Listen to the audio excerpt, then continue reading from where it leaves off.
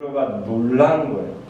너무 놀래서 이게 뭐지? 벙 떠있습니다. 근데 어느 순간 그 두 사람이 사라지고 그때서야 정신이 어느 정도 들어와서 예수님께 한마디 하죠. 뭐라고 하죠? 여기가 너무 좋대요. 예수님, 내가 그동안 예수님을 따라가 봤는데 여기보다 좋은 곳을 내가 발견하지 못했다고. 이 땅이 정말 거룩한 땅인 것 같다고. 우리 여기다가 초막을 짓자고. 엘리야를 위해서도 짓고 모세를 위해서도 짓자고. 그리고 예수님을 위해서도 초막을 딱 짓자고 그렇게 얘기를 해요.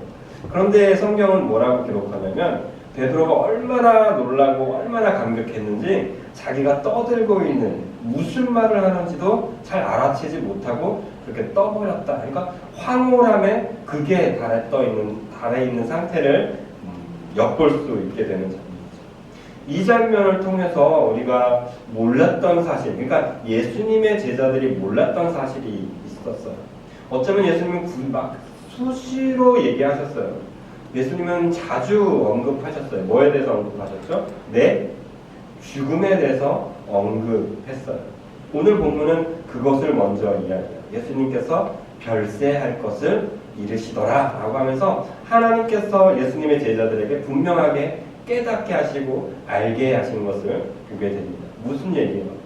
예수님의 제자들은 알고 있었으면서, 아니 들었으면서도 잊어버렸다는 것이죠. 망각했었던 것이죠. 저와 여러분들도 이 사실을 너무나 자주 망각해요. 예수님은 십자가에 죽으셨어요. 그렇죠? 십자가에서 죽으신 사건이 뭘 의미합니까? 예수님이 우리를 구원했다라는 것을 의미합니다. 그런데 그 내면에 있는 또 다른 의미가 있는 건 망각해요. 저 이 십자가를 보면서 예수님이 나를 구원했지, 예수님이 저기에서 죽으셨지, 이거는 알아요. 그런데 예수님이 저 자리에서 죽기 위해서 어떻게 하셨는지는 망각한다. 왜 죽으셨나요? 지난주에 원수를 대하는 자세에 대해서 우리가 이야기를 했어요. 원수를 대하는 자세 다 넘고 제가 정말 중요한 것 하나를 여러분들에게 빼먹었어요. 모든 것을 바뀌어서 원수를 사랑으로 품고 원수에 대해서 우리가 자세가 바뀌게 되잖아요. 그러면 어떻게 되냐면 우리 시야가 바뀌게 되는 거예요. 예수님은 우리를 뭘로 여기셔야 돼요? 원수로 여겨야 돼요. 그런데 예수님이 우리를 대하는 자세가 바뀌었어요. 왜 바뀌었어요? 우리를 더 이상 원수로 보지 않았기 때문에 사랑할 수 있었던 거였어요. 저와 여러분들이 오늘 분명히 깨달아야 될 것, 분명히 알아야 될 것도 거기에 포함되어 있어요. 예수님이 저와 여러분들을 원수로 여기지 않아서 십자가에 기꺼이 죽으셨던 것을 우리가 깨달아야만 합니다. 그리고 예수님께서 너희를 서로 사랑하라고 하셨던 그 부탁을 깨달아야 돼요. 알아야 돼요. 너무 쉽게 망각하는 그거, 너무 쉽게 잊어버리는 그 사랑, 그것들에 대해서 우리가 알았으면 좋겠습니다. 그리고 두 번째, 이게 조금 중요해요. 이것을 우리가 너무나 자주 잊어버려요. 36절에서 볼까요? 35절과 36절 읽어볼까요? 35절과 36절을 읽어보겠습니다. 구름 속에서 소리가 나서 이르되 이는 나의 아들 곧 택함을 받은 자니 너희는 그의 말을 들으라 하고 소리가 그침에 오직 예수만 보이더라. 제자들이 잠잠하여 본 것을 무엇이든지 그때에는 아무에게도 이르지 아니하니라. 하나님의 말씀이 예수님이 별세할 것, 죽을 것, 죽음에 대해서 이야기하고 나서 또 두 번째 중요한 포인트를 제자들에게 깨닫게 하세요. 몰랐던 것이죠. 그게 뭐냐면 내 아들이다. 내 아들. 그만큼 중요하다는 거예요. 베드로를 그렇게 황홀하게 만들었던 그 자리의 주인, 그 하나님께서 예수님에 대해서 뭐라고 하냐면 내 아들이다라고 인정해주고 있다. 예수님이 그동안 제자들은 쉽게 망각할 수밖에 없었어요. 여러분, 아무리 대단한 인물이라도 연예인 가족들 여러분 TV 가끔 보시면 알 거예요. 여러분들이 막 산소만 먹을 것 같은 그 사람이 또 여러분들이 너무나 사랑하는 남자 그 연예인이 그 가족들에게 어떤 대접이 어떤 거죠? 가족들도 눈이 막 반짝반짝 하면서 와 연예인이야 이렇게 쳐다보던가요? 아니면 야 밥 먹어 똥 쌌냐? 막 이러면서 편하게 대하는 거예요. 편하게 대해요. 그죠? 아무리 위대한 연예인처럼 보일지라도 가까이 지내는 사람은 그 사람을 그렇게 위대하게 보지 않아요. 예수님의 제자들도 아마 비슷했던 것 같아요. 기적도 행하고 유명한 말씀도 행하고 병 고치는 자들도 병 있는 자들도 고치고 이런 예수님이지만 옆에서 맨날 살부대 끼고 같이 자고 막 이러다 보니까 예수님을 하나님의 아들로 자주 망각했었던 것 같습니다. 그 사실에 대해서 하나님은 어떻게 하냐면 내 아들이야 라고 다시 한번 못 박아주고 있는 거예요. 여러분들과 제가 하나님의 음성을 오늘 들으셔야 해요. 우리가 믿고 있는 그 예수님은 결코 가볍게 여길 분이 아니다. 결코 저 십자가에 달려 죽으신 분, 그냥 십자가에서 죄 있어서 죽으신 분 그렇게 넘겨뜨릴 그런 사람이 아니라는 거예요. 누구의 아들이라는 거예요? 우리가 믿어야 돼요. 깨달아야 돼요. 날마다 새롭게 생각해야 돼요. 뭐요? 하나님의 아들. 정말 위대한 분이에요. 놀라운 분이에요. 이 놀라운 분임을 우리가 절대 잊어서는 안 됩니다.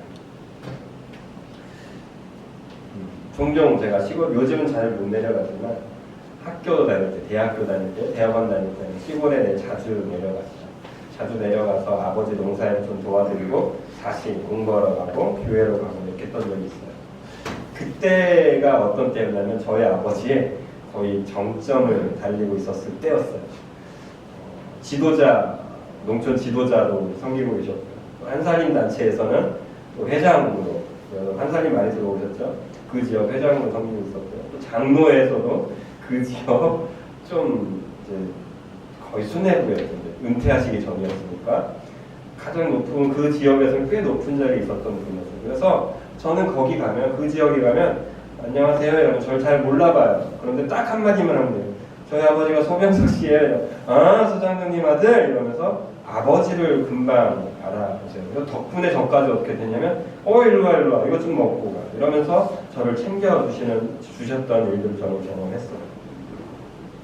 하물며 예수님, 하물며 하나님의 아들, 그분이 우리가 믿고 있는, 그분이 우리를 사랑하고 있다라고 합니다. 그러면 저와 여러분들은 어떻게 해야 돼요? 좀 어깨 좀 피셔야 되는 것 아니에요? 우리가 정말 그 사실을 알고 있다면, 정말 그 사실을 우리가 눈으로 보고 있다면 여러분 이렇게 살면 안 되지 않을까요? 말씀 자주 드리잖아요. 눈물 흘릴 일 많다니까요. 고난 속에 있을 일 많다니까요. 근데 그 속에서 뭘 깨달아야 된다고요?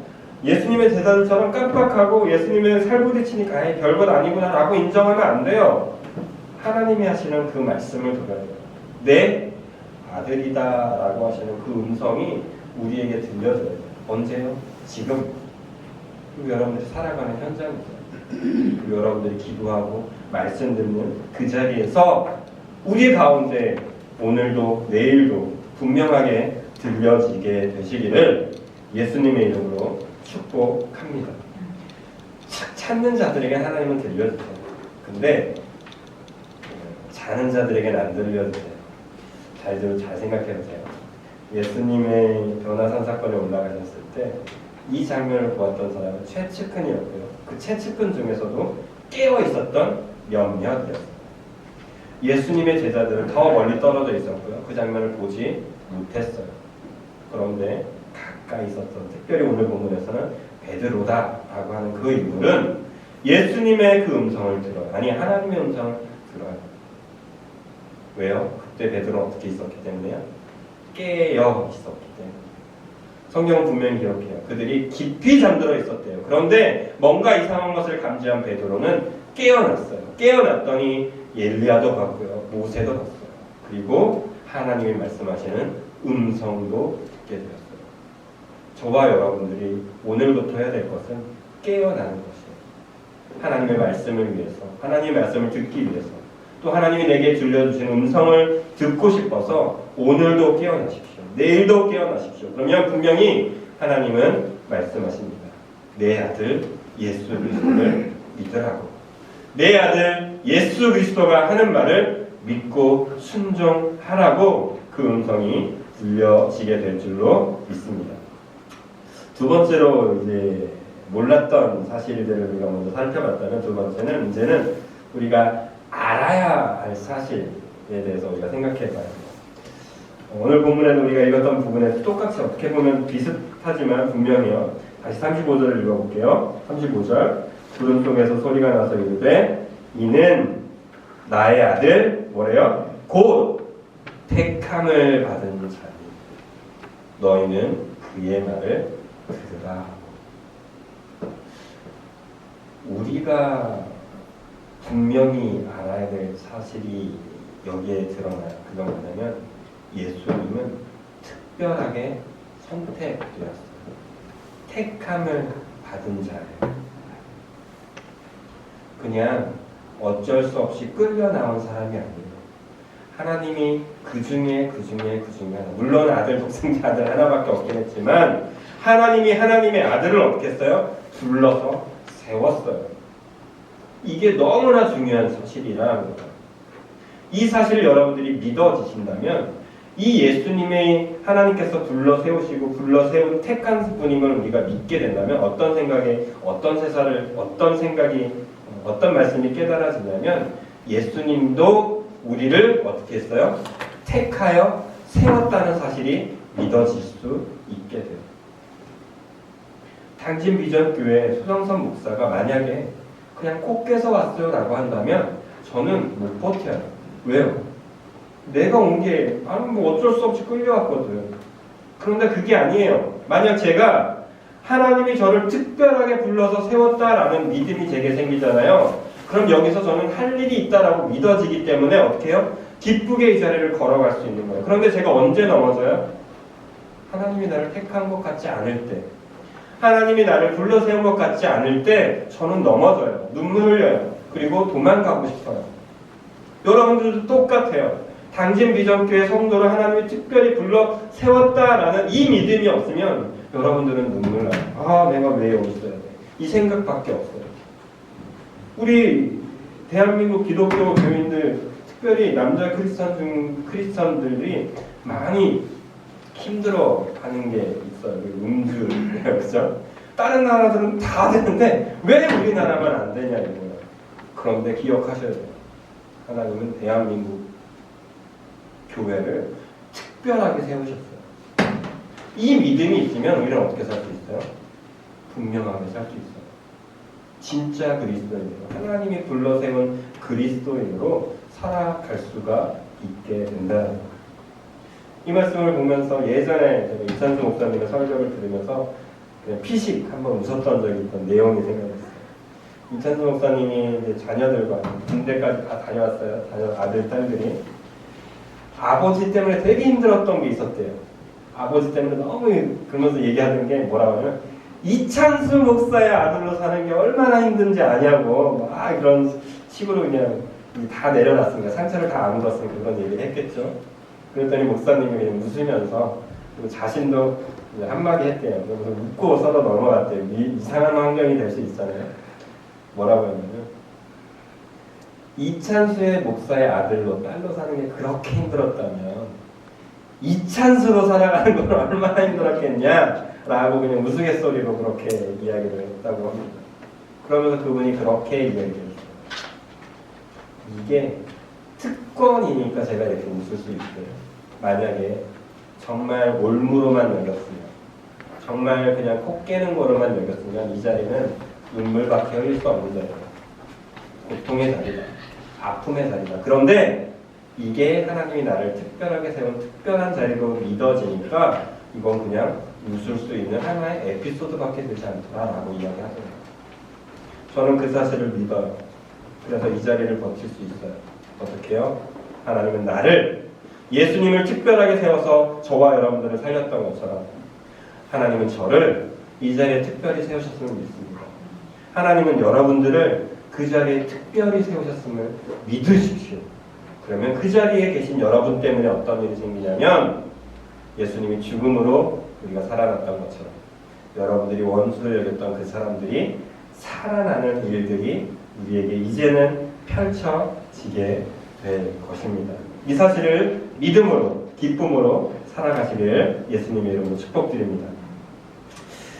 결론을 그렇게 드리고 싶어요. 조금 더 있지만 이 부분을 좀 꼭 짚고 넘어가고 싶어요. 로마서 8장과 갈라디아서 4장에서는 공통적으로 이야기하는 장면이 나와요. 뭐냐면 이거 드릴게요. 로마서 8장 14절과 15절에 체크해 놓으시고 여러분 집에서 한번 꼭 읽어보십시오. 무릇 하나님의 영으로 인도함을 받는 사람은 곧 하나님의 아들이라. 너희는 다시 무서워하는 종의 영을 받지 아니하고 양자의 영을 받았으므로 우리가 아빠 아버지라고 부르시느니라. 아멘.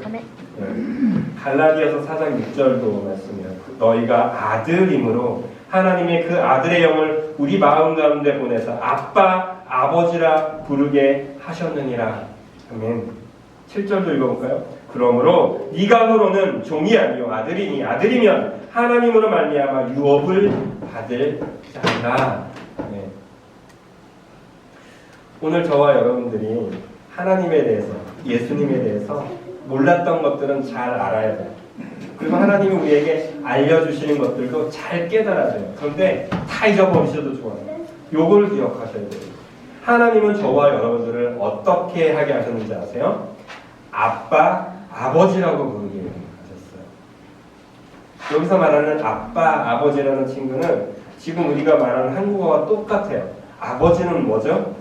벽이 조금 있잖아요.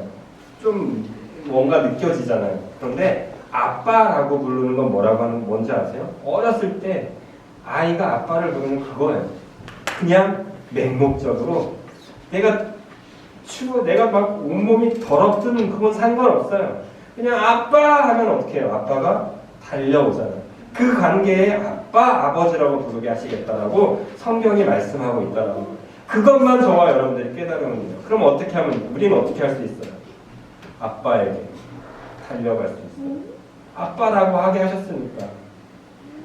그런데 우리는 어떻게 하는지 아세요? 양자로만 사랑하려고 해요. 어떻게 감히 내가. 하나님을 잘 알잖아요. 하나님을 제대로 보기 시작하잖아요. 그럼 우리는 어떤 마음이 먼저 들기 시작하냐면 두려움이 들기 시작해요. 마치 에덴 동산에서 아담과 하와가 선악과를 먹었을 때 죄를 알기 시작하니까 하나님을 제대로 알기 시작하니까 뭐가 생겼어요? 두려움이 생겨서 아담아 라고 했을 때 부끄러워하고 두려워서 하나님 앞에 나아가지 못했던 것처럼 우리도 하나님을 조금 알기 시작하잖아요. 그럼 죄가 드러나요. 그래서 하나님을 멀리하고 싶어해요. 그런데 그때 우리는 분명히 들려야 돼요. 뭐까지 들려야 되냐면 아빠, 아버지라고 하게 하셨던, 나를 그렇게 부르라고 하셨던 아버지의 음성도 우리가 들어야 합니다. 이게 우리가 들어야 할 하나님의 음성의 말씀입니다. 그러기 위해서 예수님은 이 십자가에서 죽으신 거예요. 아빠, 아버지라고 부르게 하려고.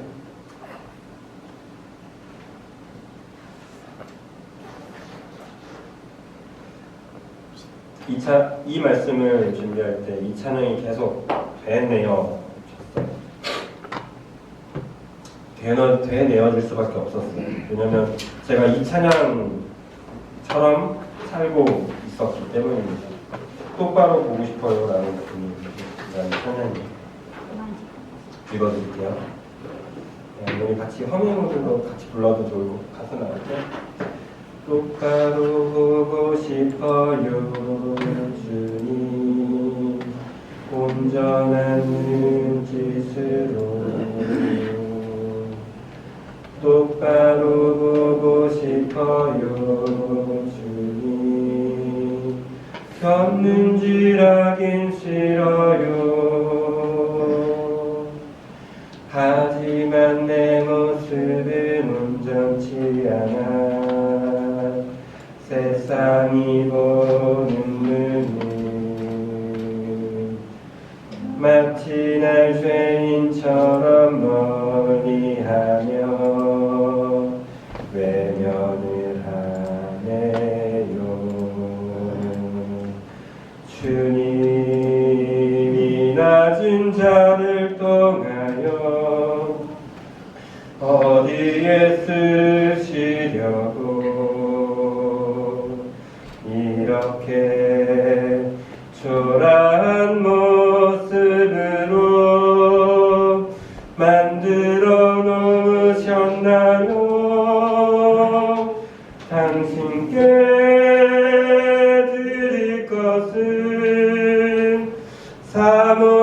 나는 이 마음뿐 이 생명도 달라지면 십자가에 넣겠으니 허물뿐인 육신 속에 참빛을 심게 하시고 가시뿐인 세상 속에 미달로 썩게 하소서. 이 찬양에서 저는 이 부분만 외치고 있었어요. 하지만 내 모습은 온전치 않아 세상이 보는 눈은 마치날 죄인처럼 멀리하며 외면을 한다는 이 부분. 아무리 나를 돌아보아도 아무리 생각해 보아도 나는 패배자일 때가 많이 느껴지더라고요. 아무리 나를 돌아보고 아무리 후한 점수를 주더라도 나는 이곳에 있을 만한 사람이 아닌 것처럼 느껴질 때가 정말 많습니다. 그런데 하나님은 저와 여러분들에게 그때 뭐라고 말씀하실 거냐면 나를 아빠 아버지라고 부르게 하실 거예요. 내가 너를 불러 세웠다라고 말씀하실 거예요. 내가 너를 특별히 불렀다라고 분명히 저와 여러분들의 마음 가운데 여러분들의 귀 속에 음성을 들려주실 거예요. 들려주시면 우리는 이제는 어떻게 고백할 수 있냐면 이렇게 초라한 모습으로 만들어 놓으신 게 분명하지만 맞아요. 이건 객관적인 사실이에요. 그런데 이 작은 자를 통해서 이 낮은 자를 통해서 이 연약함을 통해서 하나님은 뭔가 심을 거라는 믿음의 고백이 흘러나올 수 있어요. 저와 여러분 어쩌면 이렇게 끝날 수도 있어요. 맞아요.